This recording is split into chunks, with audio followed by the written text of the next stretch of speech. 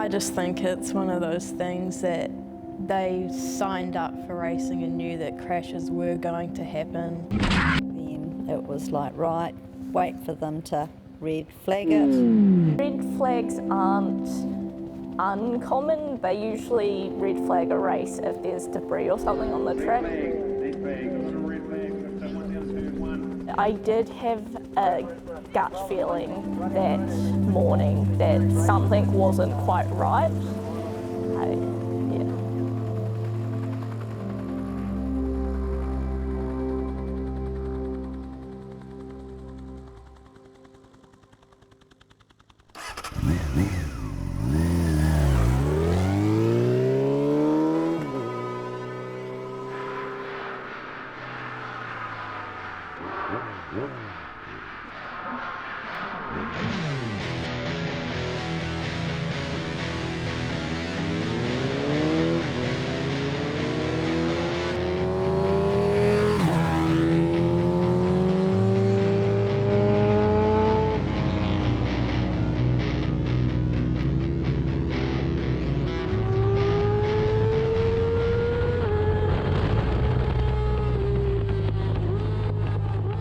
I'm Jacob Pearce, I'm 20 years old and I'm from Christchurch, New Zealand. Biggest goal I want to achieve is to be able to race in the superbike class in the New Zealand Nationals. I think that would be really, really cool to compete on a superbike, something I never really thought I would achieve.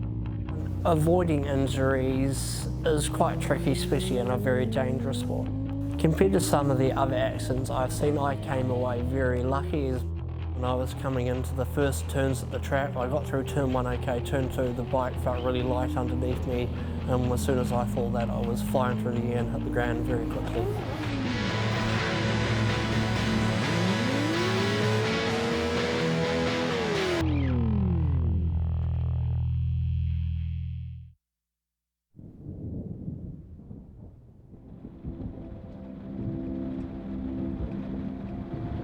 Well, when the racing stopped, I didn't initially know that it was Jacob that was down. It kind of took for a few murmurs through the pits, kind of whispers and, oh no, it's Jacob. And I kind of went into a bit of a shock because I'm not used to hearing that. And I was counting the bikes as they go round and I was like, Jacob is not there. And then I headed down to find out what had happened.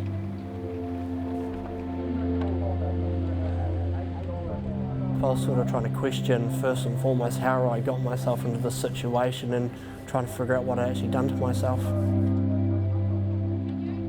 We were in good communication with the emergency crew. They communicated really well with us. He was out on track for a while, so we didn't have much information until he came back in, but they handled it really well and were really supportive of our family.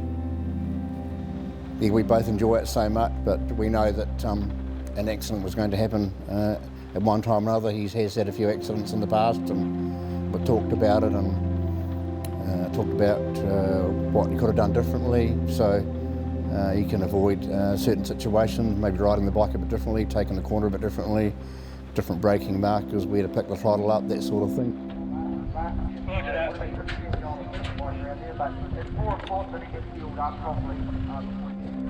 I don't think I could have done anything differently, just the way everything happened so fast.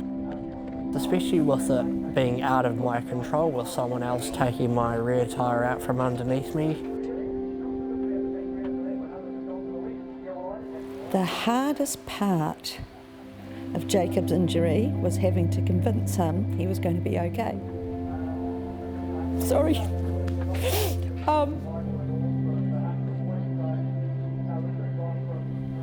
He's a brave kid. He'll be okay.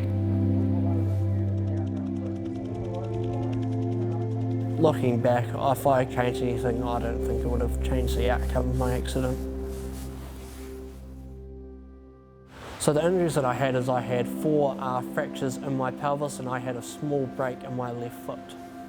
Unfortunately, it was a non-operative injury, so he didn't have to have any operations, any pins, screws, anything like that. The medical diagnosis at first was I wasn't allowed to walk for 3 to 4 months when I was first at the hospital, but I seemed to quickly improve on what the doctors thought of how long everything would take. I seemed to take a month off everything of what they said, which is sort of showed how quickly I was recovering, which is definitely a big positive for me.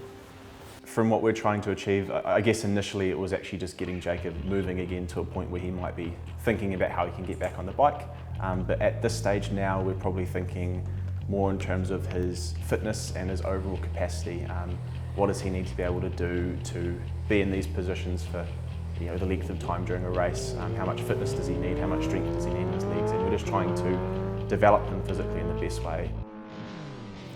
The bike's damage hit the right-hand side quite hard as the bike flipped over.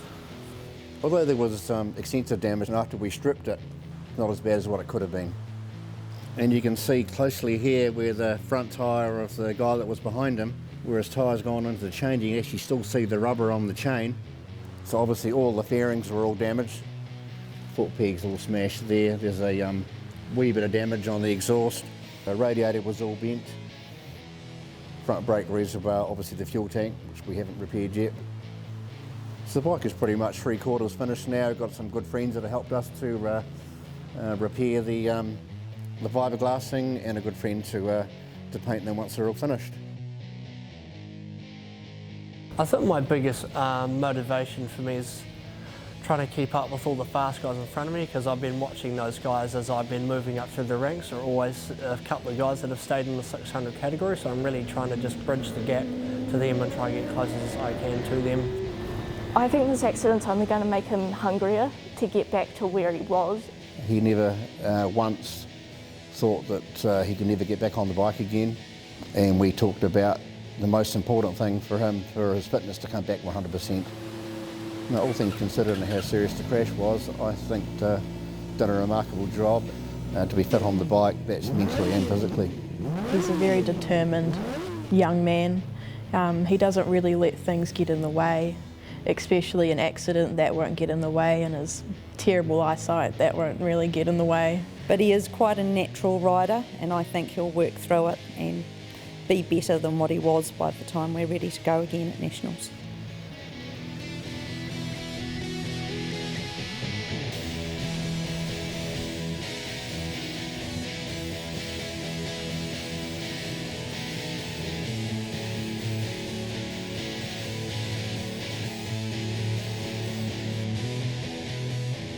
Up until the accident, he'd taken another step in his lap times, and his level of riding had improved dramatically. So if anything, I think it makes him more motivated and more focused. We feel that we perform quite well as a team together, with myself being a mechanic and Jacob as a young rider, so we sort of felt we've sort of missed out on finishing the national campaign. So yeah, lots of unfinished business, you might say.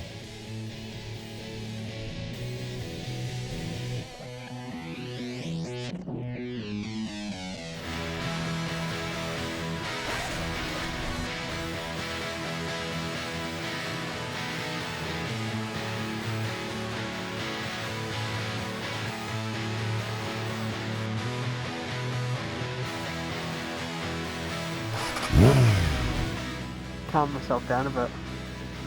Nervous.